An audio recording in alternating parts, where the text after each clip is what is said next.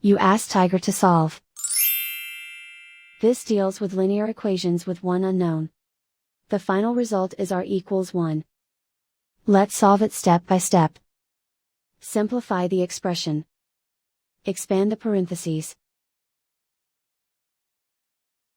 Simplify the arithmetic. Multiply the coefficients. Group all constants on the right side of the equation. Subtract 42 from both sides. Group like terms.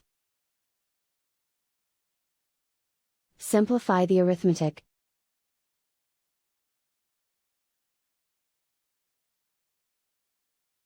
Isolate the r. Divide both sides by -24. Cancel out the negatives. Simplify the fraction. Cancel out the negatives. Simplify the fraction. And so the final result is r equals 1.